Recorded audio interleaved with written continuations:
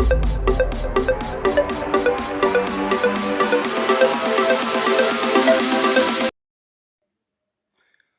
student, welcome to Learner's Point.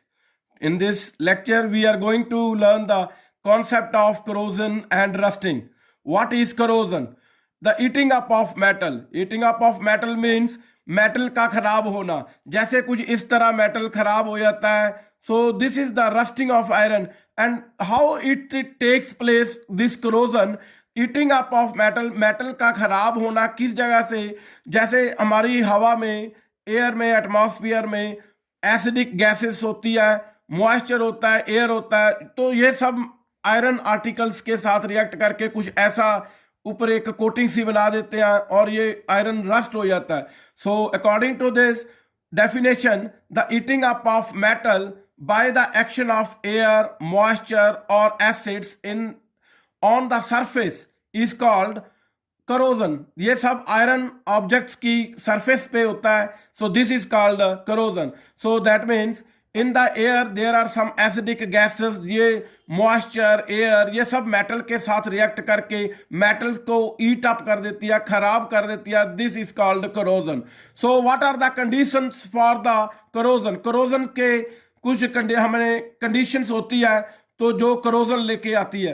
तो इसके वजह से हमने 3 टेस्ट ट्यूब्स, 3 बीकर्स लिए हैं और हम इसमें सब में आयरन नेल्स डाल देंगे. जैसे कि ये आयरन नेल्स सब में डाली हुई है, तो हमने वेरियस कंडीशंस ली हुई है.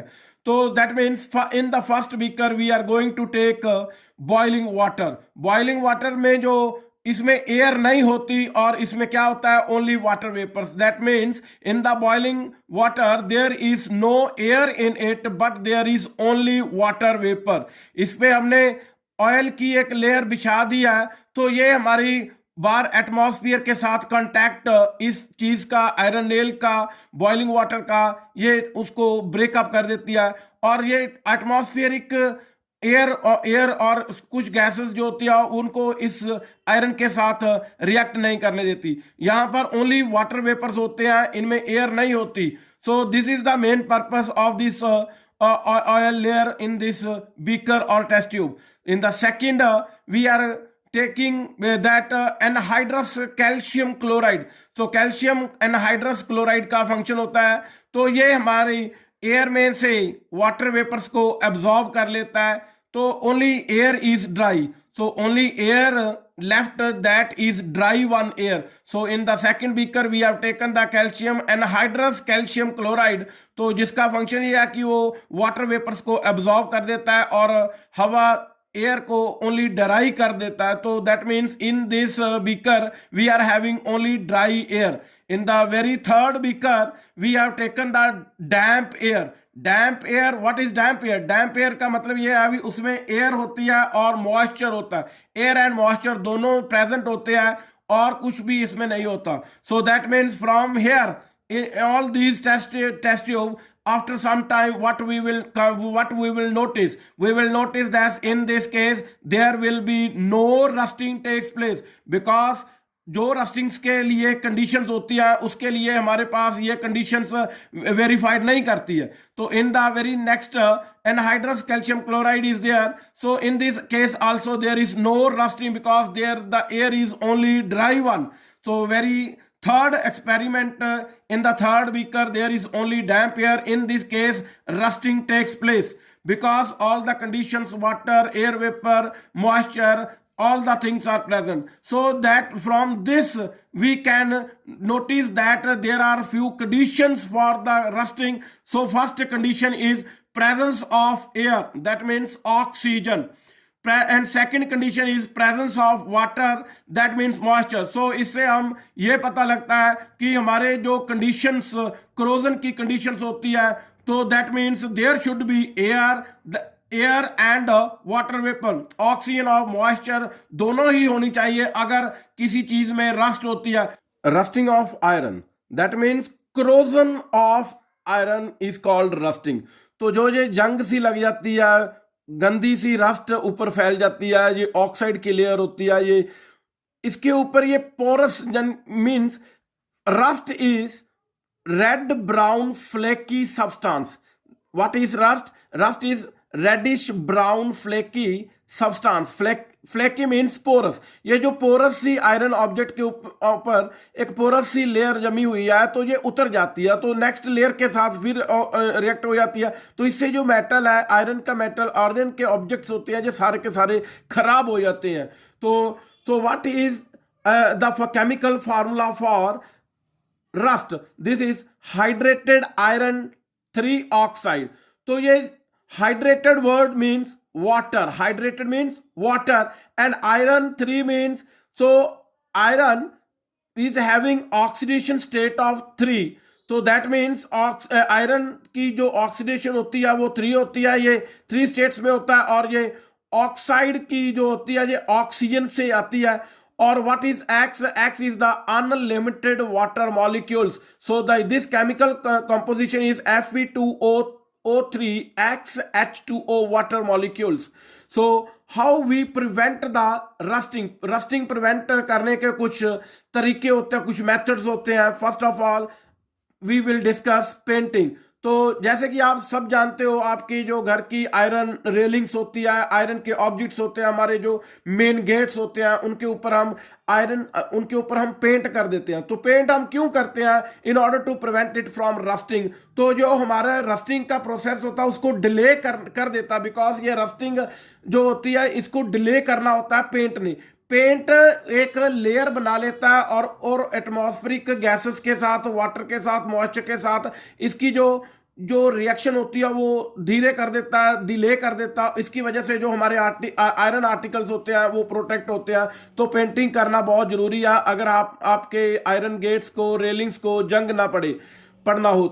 तो सेकंड मेथड है आपका अप्लाइंग ग्रीस एंड ऑयल. हमने जो एक्सपेरिमेंट कंडक्ट किया था कंडीशंस ऑफ रस्टिंग में, उसमें हमने आयरन ऑयल की लेयर डाली थी. आयरन की ऑयल की लेयर क्यों डाली थी? बिकॉज वो एटमॉस्फेरिक जो गैसेस, मॉइस्चर होते हैं उनको मेटल के साथ रिएक्ट नहीं करने देता, एक लेयर सी बना लेता. और ये ग्रीस जो ऑयल होती है ये लेयर का काम करती है, और इसकी वजह से it also delay the prevent rusting also.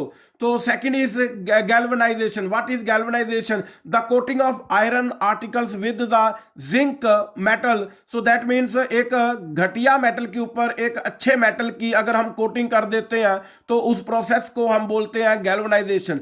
तो ये सब जैसे हमारा मेटल होता है वो ऑक्सीजन के साथ रिएक्ट करके जिंक ऑक्साइड की एक लेयर बना लेता है, तो that layer is protective one layer. ये हमारी आयरन ऑब्जेक्ट्स को बचाती है रस्ट से. So the very fourth method is tin plating और क्रोमियम प्लेटिंग. तो ये टिन एंड क्रोमियम ये दोनों अनरिएक्टिव मेटल होते हैं, अनरिएक्टिव कोटिंग होती है, ये इलेक्ट्रोप्लेटिंग के साथ करी जाती है. तो इसकी वजह से हमारा जो मेटल की जंग होती है, जो रस्ट होती है, ये भी डिले हो जाती है. तो very fifth method is that alloying to make a stainless steel. Alloying क्या होती है? अलॉइंग की एक फुल फ्लैज वीडियो इसके बाद हम बनाएंगे तो आएगी. तो mixture of solid substances, that means homogeneous metals are there और heterogeneous metals are there. Metal with metal and metal with non metal और non metal with non metal. तो इसको हम बोल देते हैं अलॉइंग.